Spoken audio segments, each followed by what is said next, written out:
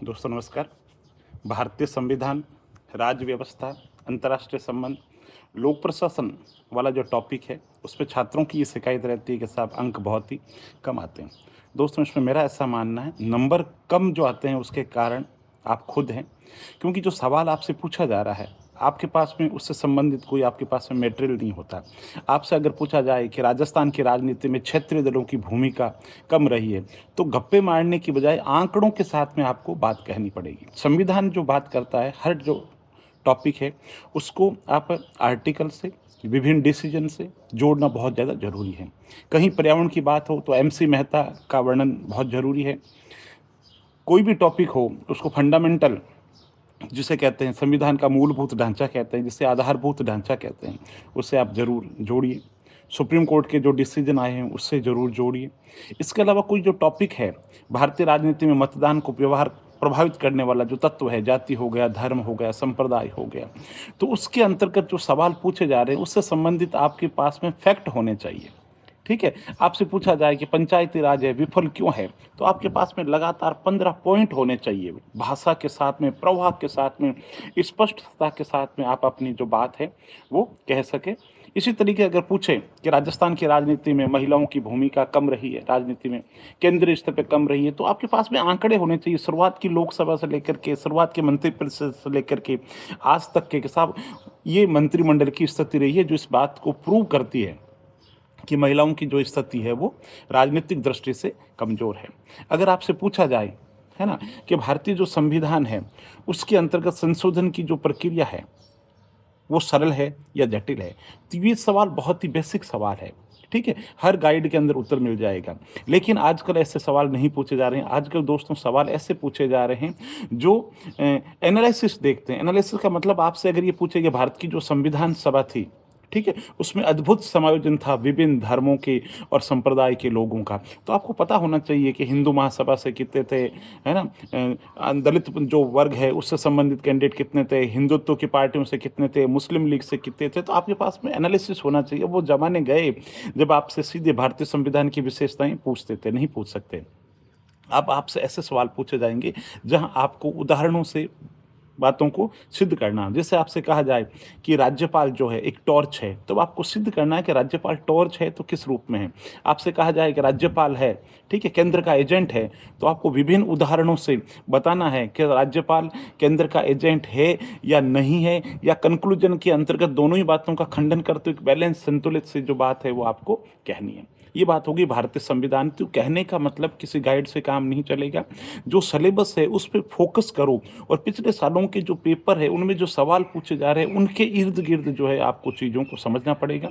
इसी तरीके से अगर अंतर्राष्ट्रीय राजनीति की बात करें, अंतर्राष्ट्रीय राजनीति के अंदर वर्तमान के अंदर क्या चल रहा है, ठीक है, एक लिस्ट बनाइए और उसमें समरूपता रखिए। समरूपता कैसे रखिए?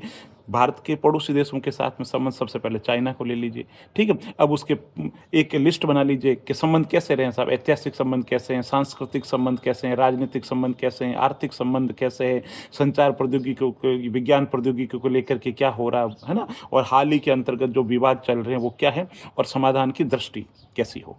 ठीक है, तो ये क्या है, पाकिस्तान के साथ ये कहिए, बांग्लादेश के साथ ये कहिए, रूस के साथ में एक छोटी सी लिस्ट बनाइए और एक रूपता रखिए कि आपको भारत अमेरिका संबंध पूछे तो भी दिमाग के अंतर्गत तो वही फ्लो रहना चाहिए साहब। कौन सा युद्धाभ्यास चल रहा है, आपस के अंतर्गत अभी कौन सा समझौता हुआ है, विदेश व्यापार वाणिज्य का जो है वो कितने डॉलर का जो टारगेट है, कितना वर्तमान के अंतर्गत है। तो कहने का मतलब चाहे अंतर्राष्ट्रीय राजनीति हो या कोई भी हो, गप्पे मारने की बजाय फैक्ट के साथ में हमें जो बात है वो कहनी पड़ेगी। आपसे कहा जाए कि नॉन अलाइन मूवमेंट यानी कि नाम वर्तमान में प्रासंगिक नहीं रहा है, ठीक है, तो जो बात कहनी है तो आप ये तो कह नहीं सके साहब प्रासंगिक नहीं रहा। पहले तर्क बताओगे साहब इन कारणों से कहा जाता है कि प्रासंगिक नहीं रहा, शीत युद्ध खत्म हो गया, बहुदूरी व्यवस्था है, फिर आपको साहब इन सब के बावजूद ये वर्तमान के अंतर्गत महत्व है, तो महत्व आपको आना चाहिए। तो वापस अगर संक्षिप्त के अंदर कहूँ तो आरएस मुख्य परीक्षा के लिए पॉइंट बहुत ज़्यादा आने चाहिए। उनमें संक्षेपण के साथ में जो बात कहने का जो भाव है वो आपके पास में आना चाहिए। तो अंतर्राष्ट्रीय राजनीति के भी आप बहुत ही शॉर्ट, है ना, और विशेष रूप से अंतर्राष्ट्रीय राजनीति के अंदर हाल ही के जो समसामयिक जो घटनाक्रम है उस पर बहुत ज़्यादा जोर देने की जरूरत है। जैसे ट्रंप ने अभी टैरिफ जो लगाए हैं उनको लेकर के जो सवाल है वो पूछा जा सकते हैं, भारत का क्या स्टैंड इस तरीके से पूछे जा सकते हैं। और अगर बात करूँ लोक प्रशासन की, तो दोस्तों लोक प्रशासन के अंदर भी सवाल जो थोड़े से डेप्थ में पूछे जा रहे हैं, जैसे ग्रेकोनास का सवाल पिछली बार पूछा था, ये कुछ सामान्य कैंडिडेट के लिए नहीं है, लेकिन टीचर है पूछ लेते हैं तो बहुत अच्छे तरीके से आपको आना चाहिए। सिलेबस का जो टॉपिक है उसके अंतर्गत बहुत ही आपके पास में गहराई होनी चाहिए। चीज़ों को रटने की बजाय चीज़ों को समझो। आप लोक प्रशासन की बात करें, क्यों आप बार-बार रटते हो किसी चीज़ को, ठीक है? अब एक टॉपिक है मैक्स वेबर, तो मैक्स वेबर कहता है साहब नौकरशाही है, सत्ता का कानूनी प्रकार है, ठीक है? आजीवन कार्यकाल होता है, काम के बदले वेतन मिलता है, पेंशन की व्यवस्था होती है, विधि का शासन होता है इसके अंदर। अब इसको बार-बार मत पढ़ो। इसी तरीके से लिस्ट बना लो, एक तरफ मैक्स वेबर दे दो, एक तरफ व्यवहारवाद विचारधारा दे दो, एक तरफ मानव संबंध की विचारधारा दे दो, एक तरफ पारिस्थितिकी की विचारधारा दे दो, ठीक है? उसका पहला कॉलम इसका प्रणेता कौन, दूसरा इसकी विशेषताएँ विशेषताएँ क्या है, तो 5-5 विशेषताएँ सबकी ले लो, फिर सबकी आलोचना ले लो, सबका महत्व ले लो। इस तरीके से लोक प्रशासन को भी आप तैयार करो और लोक प्रशासन के अंदर भी जो समसामयिक मुद्दों से जोड़ने की कोशिश करो।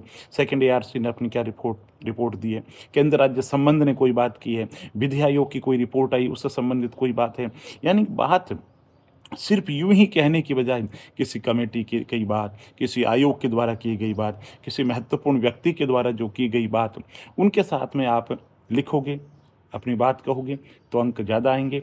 और मैं प्लेलिस्ट में बहुत से वीडियो अपलोड कर चुका हूं और इसके साथ ही मेरा यूट्यूब जो चैनल है उसकी जो पोस्ट है उसमें मैं बहुत अच्छी अच्छी जानकारी आपके लिए डालता हूं जो मुख्य परीक्षा के लिए बहुत ज़्यादा यूज़फुल है। आप ज़रूर देखिए। बहुत बहुत धन्यवाद।